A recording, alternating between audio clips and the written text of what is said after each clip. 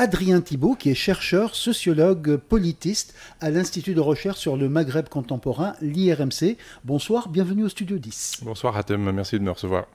Vous allez nous parler de la lettre de l'IRMC, dont la livraison de septembre parle de penser la question palestinienne depuis le Maghreb, un projet que vous suivez depuis sa jeunesse. Oui, exactement, un projet collectif d'abord, porté par tout l'Institut de recherche sur le Maghreb contemporain, donc l'IRMC, à Tunis, qu'on a mûri depuis le début du génocide. Grosso modo, c'est un peu comme ça que ça s'est fait. Depuis 2024, particulièrement, où on a commencé à le concrétiser, à se dire comment, en fait, en tant qu'institut de recherche, on s'empare de cette question, et qu'on a concrétisé d'abord par un cycle de tables rondes pour lesquelles j'étais d'ailleurs venu dans votre émission il y a un an à peu près, quelque chose comme ça. Un cycle de table ronde qui va être couronné prochainement, mais parlons-en justement de ce cycle. Oui, ce cycle de table ronde, donc c'est tout ce projet autour de penser la question palestinienne depuis le Maghreb. C'était un peu quel est le début de cette réflexion, c'était quelle est notre place, nous en tant que chercheurs, chercheuses dans un institut de recherche au Maghreb, tunisiens, français, on est une équipe internationale avec plutôt des Tunisiens et des Français principalement, mais aussi d'autres nationalités qui sont associées à ce centre de recherche, et à travailler très peu, en fait, à peu près même aucun d'entre nous ne travaillait directement sur la Palestine, mais on était tous évidemment particulièrement touchés, on se sentait tous et toutes particulièrement concernés par ce qui était en train de se produire en Palestine. Et la question était, qu'est-ce qu'on fait de ça ? Et est-ce que, comment en tant que chercheurs et chercheuses, on peut s'emparer ou pas de cette question ? Quelle est notre place ? Quelle est notre légitimité ? Et ça a été une réflexion assez longue et qui a mûri et qui a été aussi donné lieu à des débats en interne pour savoir si c'était notre rôle de s'emparer de cette question. Et puis en fait, à un certain moment, la manière de résoudre cette énigme, cette difficulté, cette complexité, c'était de se dire, mais en fait, nous, on n'est pas spécialiste nécessairement de la Palestine, mais par contre, on travaille ici, on travaille en Tunisie, on travaille plus largement sur le Maghreb, parce que l'IRMC s'intéresse aussi à l'Algérie, s'intéresse à la Libye, etc. Et c'était de se dire, mais en fait, cette zone, toute cette région, en fait, la question palestinienne est propre à cette région. C'est pas quelque chose d'exogène, c'est quelque chose qui fait partie de l'histoire de cette région. Depuis les débuts du sionisme, à la fin du 19e siècle, et il y a plein de manières de traiter la question palestinienne depuis le Maghreb. C'est une histoire très maghrébine et on voulait montrer en quoi cette question est une question maghrébine, pas seulement une question palestinienne, mais une question maghrébine aussi. Et ce projet a été lancé donc après une réflexion et en même temps, il est mené selon une approche scientifique et volontariste. Oui, c'était aussi notre axe, c'est-à-dire que nous, en tant qu'institut de recherche, ce qu'on sait faire, voilà, c'est pas pour dire que ce qu'on fait, c'est forcément la seule chose à faire par rapport à ce qui se passe en Palestine, évidemment pas, mais nous, ce qu'on sait faire, c'est de la recherche, du travail scientifique, d'essayer de travailler des concepts, des notions, d'essayer de produire, de contribuer à des analyses, et ça, on l'a pensé vraiment en équipe, et en équipe d'ailleurs, il faut inciter là-dessus, c'est pas qu'une équipe de chercheurs et de chercheuses, c'est aussi tout le personnel administratif aussi de l'équipe qui a contribué à penser cette question, depuis celle qui, du coup, par exemple, Afef Toumi qui s'occupe de la communication, Selma Hentati qui s'occupe qui est responsable des publications, et en fait toute cette équipe s'est soudée autour de ce projet collectif, et donc avec toutes les équipes, tous les chercheurs aussi, Augustin Jomier qui était en poste ici à l'IRMC l'an dernier, qui est un historien qui a aussi beaucoup contribué à cette réflexion, et comment, voilà, en tant qu'équipe, on a essayé de réfléchir à cette question sur comment on s'en est emparé. Équipe, ce qui suppose une interdisciplinarité. Exactement, l'idée de l'Institut de recherche, ça c'est au cœur de l'Institut, c'est une équipe interdisciplinaire et on essaie de produire dans des analyses toujours croisées aussi en termes de discipline. Et toute la lettre qu'on a, la publication du coup, qui est l'objet de cette interview, c'est une publication très interdisciplinaire. Interdisciplinaire parce qu'elle accueille des politistes, des sociologues, des historiens, des anthropologues, des géographes, mais interdisciplinaire aussi en fait au sein même de chaque article où en général en fait, parfois, il y a des articles qui sont écrits même à plusieurs voix entre des disciplines différentes. Et on travaille toujours cette question de l'interdisciplinarité. Ce qu'on savait faire, c'était ça. C'était à la fois de l'interdisciplinarité, et puis c'était de produire des connaissances, et des connaissances empiriques, des connaissances fondées sur des données historiques sur archives, ou des données par entretien, des données par analyse. Produire du matériau sur la Palestine, et qui fasse le lien entre la Palestine et le Maghreb. Comment se procurer cette publication? C'est un point important parce qu'elle ne circule que sur Internet, n'est-ce pas? Oui, c'est le choix un peu de cette publication qui est de circuler, du coup, qui est accessible à toutes et tous. Hein, elle est gratuite, consultable en ligne. C'est un format un peu original parce que c'est un format académique, mais pas complètement académique, très illustré. Vous l'avez vu, hein, c'est très nourri de plein d'illustrations. Elle est remarquablement travaillée aussi par Besma Ourayed au sein de l'équipe qui est la graphiste de l'IRMC et qui a produit aussi un travail de création visuelle très très important. Et cette publication-là est accessible à la fois dans son format, avec des textes assez courts, pas trop jargonnants. Enfin, on a essayé justement de ne pas les rendre jargonnants, avec certes des éléments bibliographiques, une assise scientifique, mais sans alourdir trop le matériau, pour que ce soit des textes faciles à lire aussi, relativement faciles à faire circuler, et qui est donc accessible gratuitement en ligne sur le site de l'IRMC. Vous pouvez la télécharger, c'est un PDF qui se télécharge, qui est un PDF interactif, donc c'est-à-dire que vous pouvez aussi cliquer au sein du PDF sur tout un ensemble de liens qui vous ramènent après sur d'autres publications, d'autres travaux, etc. Pour nous donner envie de télécharger, pourquoi ne pas parcourir avec vous le sommaire de cette lettre de l'IRMC? Effectivement, on peut tout à fait parcourir le sommaire. Donc c'est, je le disais, un projet collectif pensé d'abord au sein de l'IRMC, et l'IRMC a invité tout un ensemble de chercheurs et chercheuses de plusieurs pays. Nous avons des collègues de l'université de Birzeit en Palestine qui ont fait partie de ce projet de publication. Nous avons aussi des collègues à l'université de Cambridge. Nous avons des collègues dans différentes universités. Nous avons un chercheur algérien aussi qui fait partie du projet, etc. Ce projet-là donc réunit tous les chercheurs et chercheuses qui ont participé aux différentes tables rondes. C'est-à-dire qu'on les a fait d'abord venir, on les a d'abord invités dans le cadre d'une intervention orale pour qu'ils nous présentent leurs recherches articulées autour de ces liens entre Palestine et Maghreb et comment ils saisissent la question palestinienne depuis le Maghreb. Invités sur cette base-là à communiquer, et puis après, en fait, on s'est dit, avec la richesse du matériau oral, tous les échanges qui avaient eu lieu à l'IRMC ou à la Bibliothèque nationale de Tunisie aussi, c'était aussi un lieu important de rendez-vous. On s'est dit, voilà, il faut en faire quelque chose. Ce serait dommage de laisser ces débats dans les salles, mais il faut les ouvrir pour qu'on puisse les lire, les consulter aussi après. Et donc, on les a rassemblés dans cette publication. Alors vous avez effectivement différents auteurs qui font partie de ce numéro. On a écrit avec Augustin Jaumier une introduction générale qui était, parce que ça cadrait aussi les invités qu'on avait conviés dans ce projet. Et après on retrouve en fait les différents intervenants des différentes tables rondes. La première table ronde, c'était une table ronde autour du livre de Michel Sibony qui s'appelait Antisionisme, une histoire juive, et qu'on avait fait dialoguer avec deux historiens et historiennes tunisiens, Sophie Bessis et Nourdine Dougui.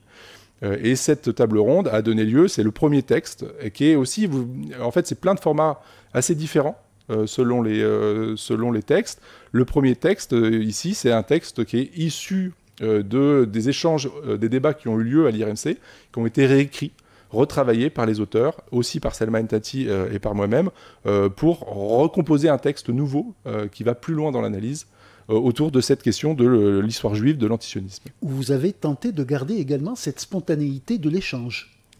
Oui, exactement. C'est le texte le plus oralisé. C'est le texte peut-être le moins écrit, même si il y a quand même un travail de réécriture derrière. Mais c'était aussi d'essayer de varier les formats.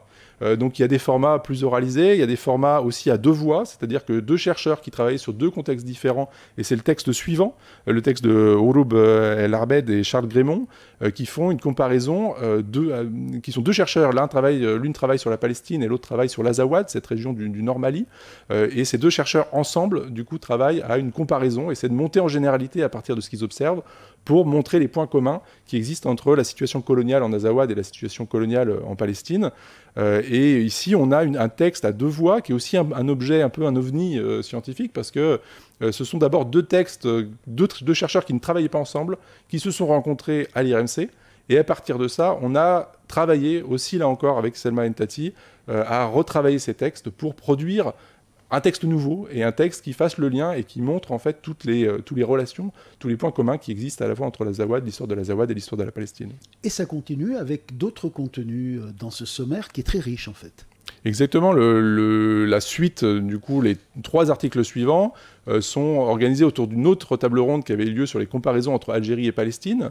Et ça, on tire différents fils de cette comparaison des situations coloniales en Algérie et en Palestine. Et c'est 3 auteurs qui interviennent sur ce sujet. Le premier, c'est Raouf Farah, qui est du coup algérien, mais qui est qui vit ici avec nous en Tunisie, et qui montre toutes les proximités qui existent, qu'on peut faire entre ces 2 situations coloniales, au prisme d'une notion qui est centrale pour penser ce qui se produit, ce qui s'est produit en Algérie et ce qui se produit aujourd'hui en Palestine, c'est le colonialisme de peuplement. Ça, c'est le premier élément de cette comparaison. Le deuxième élément de cette comparaison, et c'est Abaher Saka, collègue palestinien, sociologue palestinien renommé, qui, lui, travaille davantage les points de divergence dans la comparaison, ce qui n'est pas contradictoire avec le fait qu'il y a des points communs, mais travaille davantage tous les points aussi, toutes les nuances qu'il y a dans ces situations coloniales, qui ont des proximités, mais qui ont aussi tout un ensemble de points de séparation qu'il travaille. Et puis le dernier, c'est Arthur Asseraf, qui est historien à l'université de Cambridge et qui, lui, montre comment la comparaison était faite elle-même par les acteurs à l'époque, dans les années 60, c'est-à-dire par Ben Gourion, Premier ministre israélien, et Charles de Gaulle, président de la République française, qui se rencontrent et qui parlent de la situation coloniale en Algérie, où Ben Gourion fait tout un ensemble de conseils en disant il faudrait appliquer en Algérie la même chose qu'on a appliqué nous en Palestine, et propose à Charles de Gaulle un projet de partition de l'Algérie. Vous voyez, différentes manières de traiter cette comparaison entre l'Algérie et la Palestine. Et puis, vous continuez dans cette revue, en fait, parce qu'il s'agit finalement d'une revue, une lettre qui est téléchargeable, comme vous l'avez souligné tout à l'heure, et dans laquelle on peut retrouver les comptes rendus des différentes tables rondes qui ont eu lieu. Voilà, à ceci près que ce ne sont pas des simples comptes rendus, ce sont vraiment des articles qui sont réécrits. Il y a vraiment un travail de réécriture derrière, qui sont retravaillés avec une argumentation aussi qui est plus solide que pouvait l'être l'argumentation à l'oral, mais qui se prolonge avec une dernière partie. Et cette dernière partie, c'était une réflexion autour de comment la cause palestinienne circule au Maghreb. Ne pas se concentrer en fait sur les liens entre Palestine et Maghreb qu'au prisme de la comparaison, au prisme de il y a des similarités, il y a des différences entre ce qu'on a observé dans l'histoire du Maghreb et l'histoire de la Palestine, mais aussi saisir cette question des relations entre Palestine et Maghreb au prisme des circulations. Et des circulations, comme dans le cas d'Arthur Asseraf, c'est aussi des circulations de techniques coloniales, mais au-delà des circulations de techniques coloniales, il y a aussi des circulations de solidarité, des circulations militantes. Par exemple, le texte d'Inès El Arlami, qui est en fin de numéro, vient traiter, lui, de la manière dont la cause palestinienne a été appropriée dans l'histoire des luttes sociales au Maroc, sous Hassan II.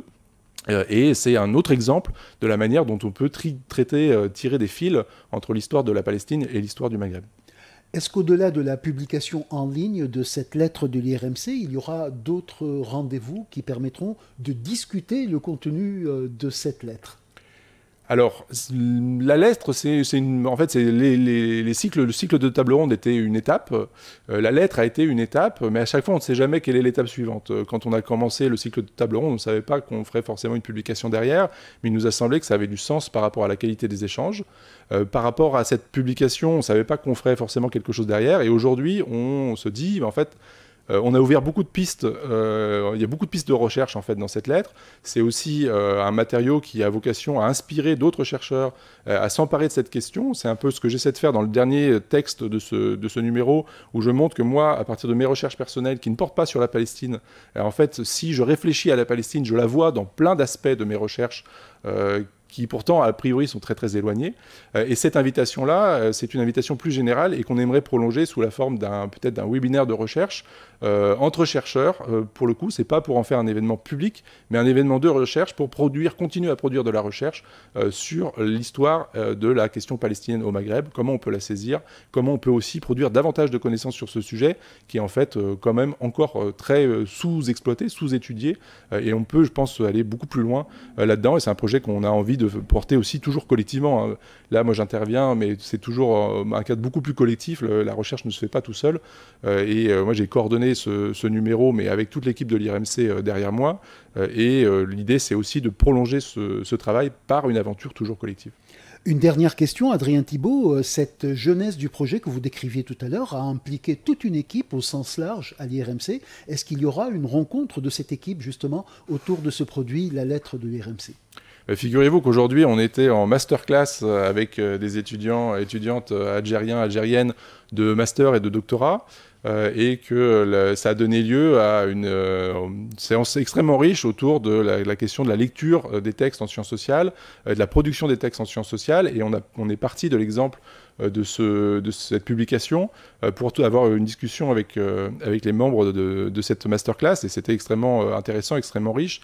Et donc elle peut être aussi l'objet d'un travail pédagogique. Elle peut être aussi un matériau pédagogique, à la fois pour parler de la Palestine, pour parler du Maghreb et pour parler en fait de questions de méthode aussi et des questions d'écriture. Au-delà de ça, toute l'équipe est toujours intéressée, évidemment, et toujours, on est tous et toutes très touchés, impactés, bouleversés, évidemment, par ce qui se joue en Palestine. Et l'idée, c'est aussi de se dire, voilà, l'équipe est encore soudée autour de l'idée de continuer à travailler sur cette question, peut-être maintenant d'une manière un peu différente, pas forcément pour le grand public et d'en faire des événements publics ouverts à toutes et tous, mais d'en faire des événements de recherche, continuer à produire de la recherche pour ensuite peut-être l'ouvrir, là encore, dans un nouveau temps du travail scientifique à un public plus large. Merci beaucoup Adrien Thibault. Je rappelle à nos auditeurs que vous êtes chercheur, sociologue, politiste, que vous travaillez à l'Institut de recherche sur le Maghreb contemporain. Vous avez assuré la coordination de cette lettre de l'IRMC qui porte sur penser la question palestinienne depuis le Maghreb. Je rappelle également que cette lettre est téléchargeable gratuitement sur le site de l'IRMC. Merci beaucoup et bonne continuation puisque le projet continue. Merci beaucoup Hatem, merci.